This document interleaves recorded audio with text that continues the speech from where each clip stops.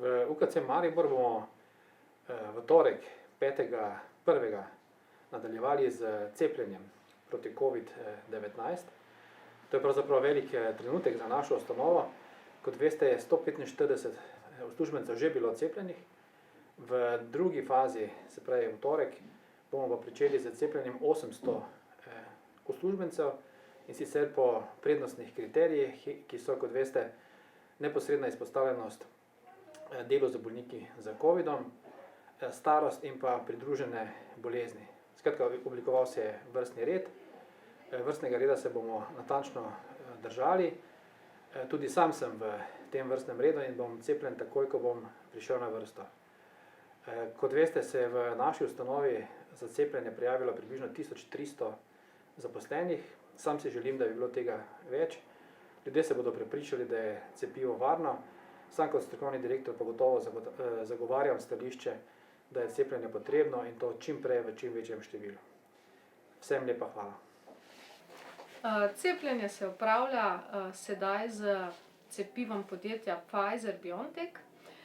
Gre za cepivo novejšega tipa, za cepivo, ki temelji na mRNA tehnologiji, torej gre za zapis za protein, ki ga vsebuje virus, in naše telo na ta način izdela protein, nato pa zaščitna protitelesa, ki so pripravljena, da nas kasneje zaščitijo pred virusom, ko vstopi v telo. Nastanejo tako imenovana nevtralizirajoča protitelesa, ki so usmerjena proti S-proteinu, ki je na površini virusa.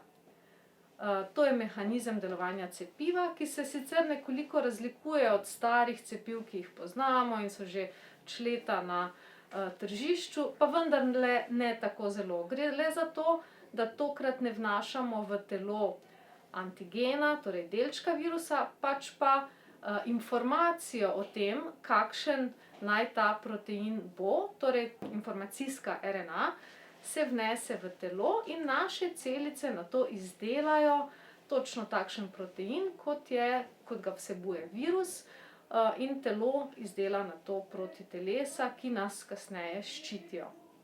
Za uspešno cepljenje sta potrebna dva odmerka. Prvi odmerek, nato pa sledi čez približno 3 tedne drugi odmerek.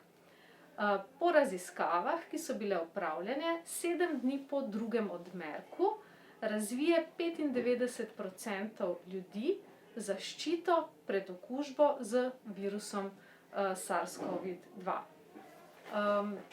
Cepljenje je seveda v prvi meri zaželeno, da se najprej cepijo ljudje, ki imajo veliko dejavnikov tveganja za težek potek, in pa tisti, ki so najbolj izpostavljeni, torej zdravstveni delavci in tudi vsi poklici, ki so nedvomno pomembni za delovanje sistema. Torej v bolnišnici si želimo, da bomo čim prej lahko dobili dovolj cepiva, da bomo lahko cepili vse zdravstvene delavce in tako zaščitili. Cepljenje je priporočeno pravzaprav za vse, ki so starejši od 16 let. Raziskave so nekako opravljene in kažejo, da je cepivo varno za vse bolnike, tudi za tiste, ki so imunsko oslabeli, vendar pa je bilo tam opravljenih manj preiskav oziroma pri teh bolnikih se sklepa, da bi cepivo lahko bilo manj učinkovito in ne bi nudilo tolikšne zaščite, kot je zaščita pri zdravih ljudeh.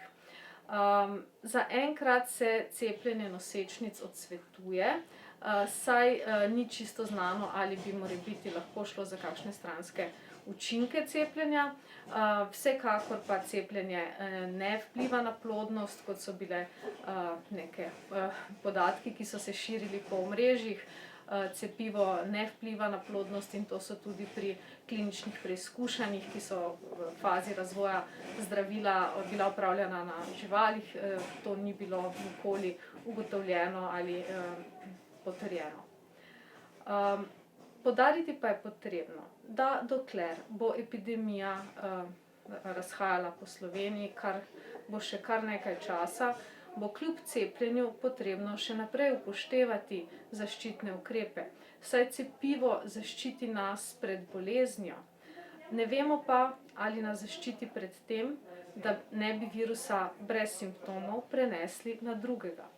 Zato, dokler ne bomo cepljeni v velikem odmerku, v velikem procentu vsi, bomo morali upoštevati še naprej pri komunikaciji med seboj, pri druženju z rizičnimi skupinami, ukrepe, ki so sedaj v veljavi. Torej, v zaprtih prostorih zaščitna maska, ustrezna razdalja in pa seveda razkuževanje in umivanje rok.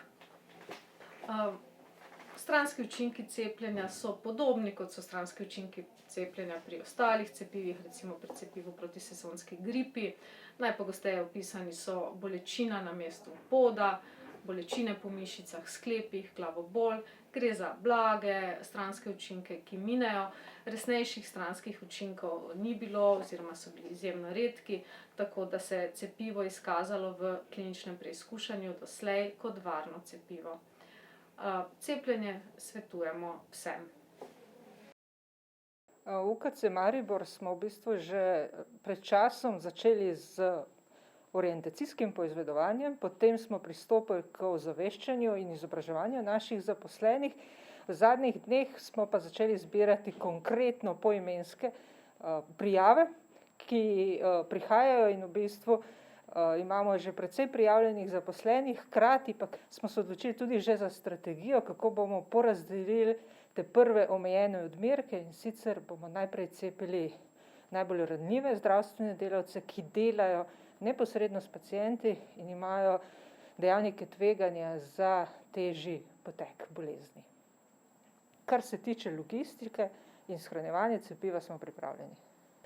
Naša centralna lekarna je bila v bistvu ena prvih, ki se je začela ukvarjati s to nalogo v UKC Maribor, tako da je lekarna pripravljena tako za shranjevanje, če bo potrebno tudi na -80, vsekakor pa tudi na v bistvu višjih temperaturah. Cepljenje proti SARS-CoV-2 ima enak status kot cepljenje proti gripi, torej ni obvezno. Tu nam bo pomagalo močno naša dejavnost na področju spodbujanja cepljenja proti gripi, s čim smo v letošnjih letu in pa v prejšnjih letih precej napredovali, tako da ozaveščenost glede cepljenja pri nas je kar velika in mislim, da tudi, kar se tiče cepljenja proti SARS-CoV-2, ne bomo razočarani. Glede na to, da vemo, da starejši težje prebolevajo COVID-19, bomo vsekakor prednostno cepili tudi starejše. In pa vse tiste naše zdravstvene delavce, ki so že preboleli COVID, bomo vsekakor tudi cepili, bojo pa prišli na vrsto nekoliko pozneje. Rada bi poudarila, da so ukrepi, ki so namenjeni za preprečevanje širjenja SARS-CoV-2, enako učinkoviti tudi za preprečevanje širjenja gripe in drugih gripi podobnih obolenj. Zato se vsekakor še dodatno splača, da držimo socialno distanco, nosimo maske in si razkužujemo roke.